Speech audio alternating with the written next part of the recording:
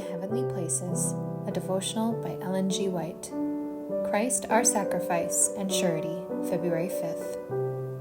Who his own self bare our sins in his own body on the tree, that we, being dead to sins, should live unto righteousness, by whose stripes ye were healed. 1 Peter 2 verse 24.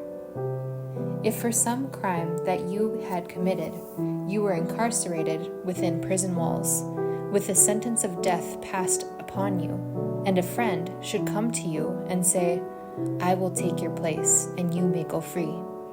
Would not your heart be filled with gratitude for such unselfish love? Christ has done infinitely more than this for us. We were lost, the sentence of death had been passed upon us, and Christ died for us and thus set us free. He said, I will take upon myself the guilt of the sinner, that he may have another trial. I will put within his reach power that will enable him to overcome in the struggle with evil. This is where human beings stand today. Christ has bought us with his life, and we belong to him.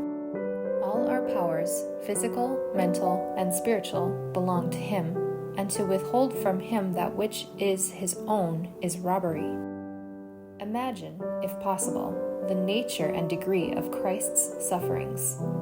This suffering in humanity was to prevent the outpouring of the wrath of God upon the whole of those for whom Christ died. Yea, for the church this great sacrifice will be efficacious throughout eternity. Can we compute the amount of her transgression in figures?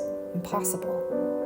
Then who can approach unto a conception of what Christ has endured when standing in the place of surety for his church?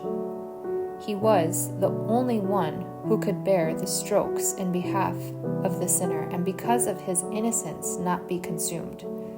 In the sacrifice of God's only begotten Son is demonstrated the awful glory of divine justice and holiness.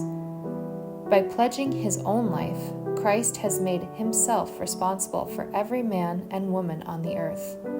He stands in the presence of God saying, Father, I take upon myself the guilt of that soul. It means death to him if he is left to bear it. If he repents, he shall be forgiven. My blood shall cleanse him from all sin. I gave my life for the sins of the world.